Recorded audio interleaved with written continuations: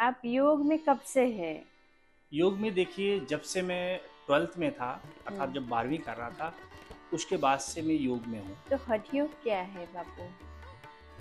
हठ पूर्वक अपनी इंद्रियों को रोक करके परमात्मा की ओर ले जाना ही हठ योग और योग किन-किन लोगों को करना चाहिए और क्यों करना चाहिए? उसके फ़ायदे क्या? है। योग कोई भी कर सकता है। योग में ये बाउंड नहीं है कि स्त्री करेगी या पुरुष करेगा, हुँ। ऋषि करेगा या आम आदमी करेगा, ऐसा बिल्कुल भी नहीं है। तो जिसको आध्यात्मिक उन्नति चाहिए उसको अष्टांग योग चूज़ करना चाहिए। देखिए, ऐसा योग तो वही है, नाम अलग अलग हैं। आध्यात्मिक उन्नति चाहिए तो भी योग को अपनाइए, शारीरिक रोग खत्म करना है तो भी योग अपनाइए, सुंदर दिखना है तो भी योग अपनाइए, ज़्यादा दिन तक जवान रहना है तो भी योग अपनाइए।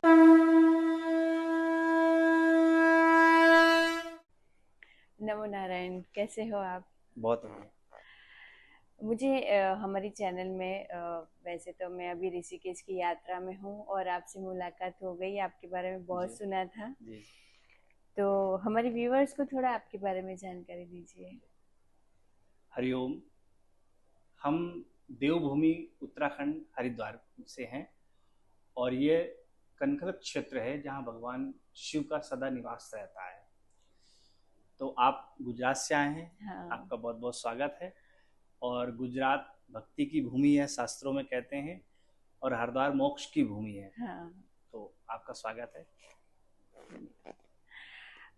आप योग में कब से हैं? योग में देखिए, जब से मैं 12th में था, अर्थात हम्म। जब 12वीं कर रहा था, उसके बाद से मैं योग में हूँ। अच्छा। जी। उस समय मेरी आयु रही होगी 13-14 साल। अच्छा। जी। तो आपने क्यों ये सब्जेक्ट चूज किया? अ, ये तो बहुत बड़ी कथा है। जब मैं 5 साल का था, हाँ। 5 से 6 वर्ष मेरी आयु रही होगी, उस समय हमारे पूज्य गुरुदेव ने हमको गोद में ले लिया था। तब से हम उदासीन जो परंपरा है, हम्म। ये सनक सनंदन सनातन सनत कुमार की परंपरा है, हम्म। और उस परंपरा से मैं दीक्षित हूँ। तो ये एक तपस्वियों की परंपरा है, ऋषियों की परंपरा है। इसलिए मुझे ऐसा लगा कि योग, क्योंकि योग में रहना ज़्यादा अच्छा है। हाँ। और यदि अब योग की बात करते हैं तो ये भगवान शिव की मेन परंपरा है। हाँ। हाँ। और इसके बाद में गुरु गोरखनाथ जी हठ हम्म। योग के एक महान प्रवर्तक हुए। हम्म। महर्षि घिरंडाए, हम्म। अनेक ऋषियों ने इसका आगे बढ़ाया। हम्म। तो हठ योग क्या है बापू? देखिए, हठ योग भगवान शिव ने माता पार्वती को प्रारंभ में बतलाया था हाँ हाँ। कि हठ योग क्या है, उसकी क्रियाएं कौन कौन सी हैं। इसमें कई चीजें आती हैं हठ योग हम्म। में। आसन, प्राणायाम, मुद्राज, बंध और षटकर्म, इनको सबको मिला करके हठ योग बना है। हठ पूर्वक अपनी इंद्रियों को रोक करके परमात्मा की ओर ले जाना ही हठ योग है। अच्छा। आपने देखा होगा, बहुत से ऋषि लोग जल में खड़े होकर तपस्या करते हैं। हाँ। बहुत से लोग अग्नि में तपस्या करते हैं। हम्म। बहुत से लोग वृक्ष में उल्टा लटक जाते हैं। हाँ। तो हठ पूर्वक अपनी इंद्रियों को रोकना और परमात्मा की ओर ले जाना अच्छा। ही हठ योग है। मन से भी, वाणी से भी और शरीर से भी। अच्छा। आसन करने से सिद्धि प्राप्त होती है, अर्थात एक आसन में जो बहुत देर बैठता है उसको आसन सिद्ध हो जाता है। हम्म। जो झूठ नहीं बोलता है उसकी वाणी सिद्ध हो जाती है। जो प्राणायाम करता है उसके श्वास सिद्ध हो जाता है। तो ये एक सिद्धि की प्रक्रियाएं हैं जो हम्म। हठ योग में अलग अलग बतलाई गई हैं। अच्छा अच्छा। जी। तो योग कहाँ से आया है, मतलब कितना टाइम हो गया, कितना पुराना है योग? देखिए, योग कहाँ से आया है, पुराना तो नहीं कह सकते कितना पुराना है, लेकिन कहाँ से आया है, ये आया ही भगवान शिव से है। अच्छा। इनके जो योग के जो प्रथम आचार्य हैं, हाँ। उनको नाथ भाषा में आदिनाथ कहते हैं। आदिनाथ। हम्म। तो आदि योगी भी कहते हैं। हाँ। तो ये आदि योगी हैं, आदिनाथ है, अर्थात वहां से ही प्रारंभ है अच्छा। जो योग है। हम्म, उसके बाद अनेक ऋषियों ने उनको धारण किया, हम्म। और हमारे जैसे भी युवा महात्मा है जो उसको हम लोग सीखने का एक छोटा सा प्रयत्न कर रहे हैं, प्रयत्न प्रयास कर कर रहे रहे हैं, हैं। सही बात है। और योग किन किन लोगों को करना चाहिए और क्यों करना चाहिए, उसके फायदे क्या है, और अगर गुरु के निर्देश से नहीं करते तो उसके नुकसान भी बहुत सारे होते हैं, वो थोड़ा डिटेल में जानकारी दीजिए। भागवत में राजा परीक्षित को सुखदेव स्वामी कहते हैं, राजन, जित आसनो जित श्वासो जित संगो जितेंद्रिय, अर्थात जित आसनो, आसन करके पद्मासन, सिद्धासन, सुखासन करके आसन को जीतो। हाँ। जित आसनो जित श्वासो, प्राणायाम के माध्यम से अपने श्वास को जीतो। जित संगो, अर्थात अच्छे पुरुषों का संग करके आप जीतो। और इसके बाद में जितेंद्रिय, जब ये सब आप करेंगे तो इंद्रिय को जीतने की कोशिश करो। आपने कहा योग करने से क्या लाभ है, किनको करना चाहिए। योग कोई भी कर सकता है, योग में ये बाउंड नहीं है कि स्त्री करेगी या पुरुष करेगा, ऋषि करेगा या आम आदमी करेगा, ऐसा बिल्कुल भी नहीं है। योग सबके लिए है। अच्छा। तस्याहम सुलभ पार्थ, गीता में कहते हैं, मैं उसके लिए सुलभ हूँ जो मुझे जानने का प्रयत्न करता है, कोशिश करता है। और सबसे बड़ी बात यह है कि ये आध्यात्मिक ऊर्जा को तो जगाता ही है, साथ में शरीर में उत्पन्न हुए अनेक प्रकार के रोगों को भी खत्म करता है। अच्छा। अब जिसको योग रोग के लिए योग करना है वो रोग के लिए करें।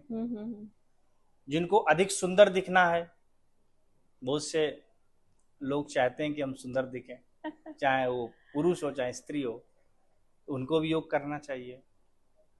जिनको अध्यात्म से मिलना है, अपनी ऊर्जा को अध्यात्म में जोड़ना है, मोक्ष चाहिए तो भी योग करें। और केवल योग ऐसा नहीं है, आजकल की भ्रांति है कि ऋषि मुनि करते हैं या फिर कोई साधु संत करते हैं। योग सबके लिए है। और मैं बहुत बहुत साधुवाद देना चाहता हूँ नरेंद्र मोदी जी का। आप गुजरात से आए हैं, उनकी भूमि से हैं। उन्होंने विश्व के एक महत्वपूर्ण स्थान में योग को रखा। हाँ। आप देखिए 2015 में तो बहुत छोटा था, 2015 में हम लोग गुरुकुल कांगड़ी पढ़ने जाया करते थे योग के माध्यम से। वैसे मैं MA master in yoga from Uttarakhand Sanskrit university वहां से किया है, लेकिन हम लोग जाते थे बचपन में। 2015 के पहले इतना क्रेज कह लें, इतनी पॉपुलरिटी कह लें योग में नहीं थी लोगों में। 2015 के बाद हमने देखा, क्योंकि हमने स्वयं किया है, लोग बाहर से बच्चे जिन्होंने 12th किए थे, जिन्होंने एमए किए थे या बीए किए थे, चाहे वो दिल्ली हो, यूपी हो, उत्तराखंड हो, अनेक प्रांतों से लाइन में खड़े हो करके फॉर्म भर रहे थे बच्चे। क्या बात। अभी भी यदि आप एडमिशन लेने जाएंगे तो आपको लाइन पे खड़े होना पड़ेगा। ये मोदी जी के बाद हुआ। ये कोई प्रशंसा नहीं है मोदी जी की, लेकिन और आज 180-85 देश योग को मान रहे हैं। तो ये भारत के लिए गौरव की बात है। दूसरी बात ये है कि वो जो पद्धति है, जो एक सूक्ष्म विषय है योग, ऋषियों ने रखा, ग्रंथों में लिखा, और आज सबको पता है। ये भारतीय परंपरा होनी चाहिए, चाहे जो भी राजा हो, जो आपकी परंपरा है उसको विश्व पटल पे रखे। हाँ। आज हमारी बहुत सी चीजें हैं जो विश्व पटल पर नहीं है, लेकिन योग और आयुर्वेद एक विश्व पटल पे धीरे धीरे जा रहा है। हाँ। जागरूक हो रहे हैं। आप तो अभी आए इस महीने में, आप ठंडियों में यदि आएंगे तो देखिए कितने फॉरेनर्स बाहर से आ रहे हैं। हाँ। क्यों आ रहे हैं? योग के लिए आ रहे हैं, आयुर्वेद के लिए आ रहे हैं। तो ये एक हमारी भारत भूमि की बहुत बड़ी बात है कि एक विश्व पटल पर योग को एक स्थान दिया गया है। जी। और मुझे आप अभी तो कनखल ये क्षेत्र में विराजमान है, तो यहाँ का बहुत महत्व मैंने सुना है, तो आप थोड़ा सा हमें बताइए। देखिए, ऐसा है, श्रीमद् भागवत और रामायण में भी इसका उल्लेख है हम्म। कि ये जो भूमि है, राजा दक्ष ने यहाँ पे यज्ञ किया था। हाँ। यज्ञ में ब्रह्मा विष्णु और महेश तीन को नहीं बुलाया था, बाकी सभी लोग आए थे। माता सती जो दक्ष की पुत्री थी, उन्होंने भगवान शिव को ब्याही गई थी। यहाँ आई, उन्होंने देखा कि भगवान शिव का भाग नहीं है, लंबी कथा है। भगवान शिव का अपमान देखा तो उन्होंने यहाँ पे अपने शरीर को योग अग्नि के माध्यम से वो कर दिया, नष्ट कर दिया। नारद जी के माध्यम से भगवान शिव को पता चला कि ये घटना घट गई। तो भगवान शिव ने अपनी जटा निकाली और जब पत्थर में पटकी तो वहां वीरभद्र भगवान शिव के समान उत्पन्न हुए। दक्षम सयज्ञम जहिमठ भटा नाम, भगवान शिव कहते हैं, हे मदभट, जाओ और दक्ष के यज्ञ को विध्वंस कर दो। तो वो जाते हैं, दक्ष के यज्ञ को विध्वंस कर देते हैं और दक्ष के सर को काट कर वहीं डाल देते हैं। उन्होंने स्वाहा कर दिया उन्होंने यज्ञ में। और इसके बाद जब बहुत वहां टूटा फूटा पड़ा था, सब लोगों ने देखा कि भाई पंडाल सब टूटे फूटे पड़े हैं, कुछ हुआ नहीं। फिर भगवान ब्रह्मा जाते हैं भगवान शिव के पास। भगवान शिव बैठे हैं बट वृक्ष में और चारों तरफ उनके गण बैठे हैं, उनको उपदेश कर रहे हैं। ब्रह्मा जी गए, उन्होंने कहा, उन्होंने प्रणाम किया, उन्होंने कहा ऐसा है कि दक्ष के यज्ञ को आप पूर्ण करो। तो भगवान शिव यहाँ आते हैं कनखल में, दक्ष के यज्ञ को पूर्ण करते हैं। दक्ष को बकरे का सर लगाते हैं। हाँ। और सर लगाने के बाद जो जिन्होंने भगवान शिव को निंदा सुनी थी, उनको दंड भी दिया। आपने देखा होगा बहुत से लोग जल चढ़ाने के बाद वो करते हैं। हाँ, हाँ, हाँ। उसका मतलब होता है कि क्योंकि जब बकरे का सर लग गया तो दक्ष क्या है, स्तुति कर रहे थे भगवान शिव की। हाँ। तो संस्कृत में तो स्तुति है, पर वो जो कहने का प्रोनाउंसिएशन है वो बकरे जैसा ही। हाँ, तो आज भी जो शिव भक्त हैं, हम लोग जाते हैं ओम बम करते हैं, तो इसीलिए करते हैं कि भगवान शिव को हंसी आ जाती है, वो याद आ जाती है उनको अपने ससुर की। तो ये है उसकी कथा। अच्छा। तो यहाँ जो आप बैठे वो स्थान है, इसको कनखल क्षेत्र कहते हैं। हाँ, हाँ, हाँ, हाँ। और ये जो अष्टांग योग जो है वो योग के अंतर्गत ही आता है क्या? महर्षि पतंजलि, जिनका जन्म बनारस में हुआ, कहते हैं एक कुआं है वहां पे वो रहते थे, वो शेषनाग के अवतार थे। अच्छा। उन्होंने 8 अंगों को विभाजित किया है, यम, नियम, आसन, प्राणायाम, प्रत्याहार, धारणा, ध्यान और समाधि। इसलिए उसका नाम अष्टांग योग है। अच्छा। साउथ में एक वो हुए योगा गुरु कह सकते हैं आप, टीचर तो नहीं कहूंगा मैं, उन्होंने एक अष्टांग योग बनाया जो फ्लो में चलता है, मतलब आसन बाई आसन है। अच्छा। एक नाम दिया उन्होंने।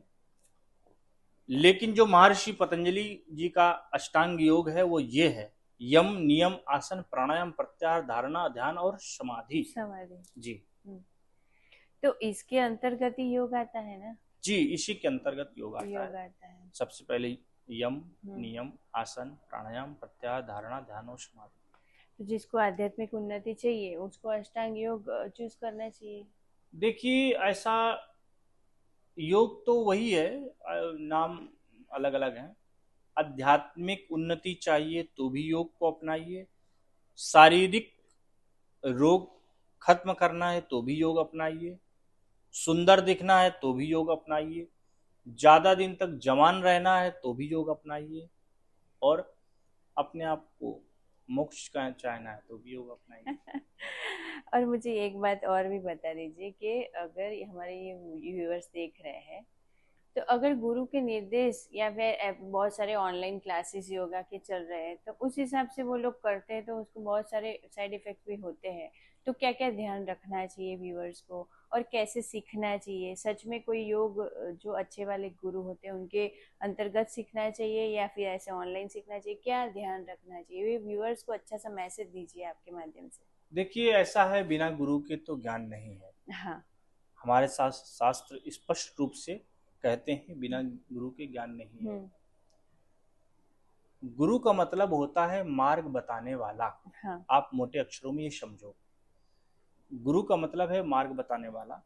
जिस मार्ग पे आप चल रहे हो उसका उसको गाइड करने वाला यदि आपको नहीं है तो मैं नहीं समझता हूं कि आप उसमें परिपक्व हो पाएंगे। हाँ। ठीक है, आपने YouTube में देख लिया, वीडियो देख लिए, ऐसे वैसे देख लिया और थोड़ा सा सीख गए, वो बात अलग है।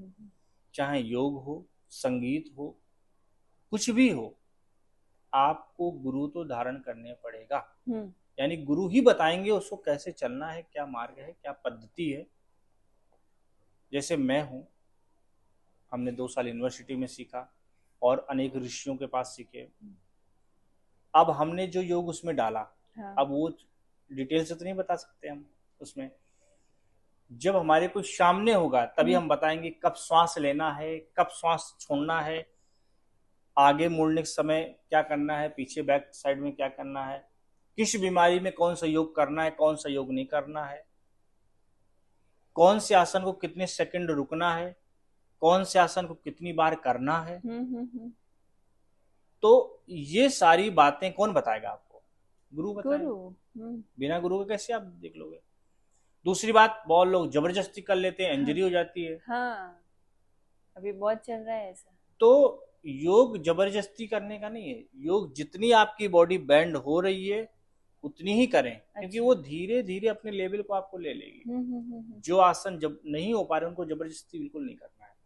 जी, मेरा तो ये रहता है। हाँ, अगर किसी को ये वीडियो के माध्यम से अगर देख रहे व्यूअर्स और आपका संपर्क करना है तो आप यहाँ सिखाते हो आपकी? जी, हमारा चैनल है हठ योगा गुरु। यूट्यूब में आप सर्च करेंगे, इंस्टाग्राम में या फेसबुक पेज में, वहाँ पे हठ योगा गुरु है। आप ऑनलाइन भी ले सकते हैं।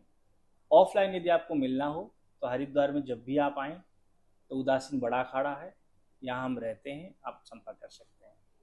खूब खूब धन्यवाद आपका कि आपका इतना स्पेशियस समय हमें दिया और इतनी अच्छी माहिती दी। नमो नारायण।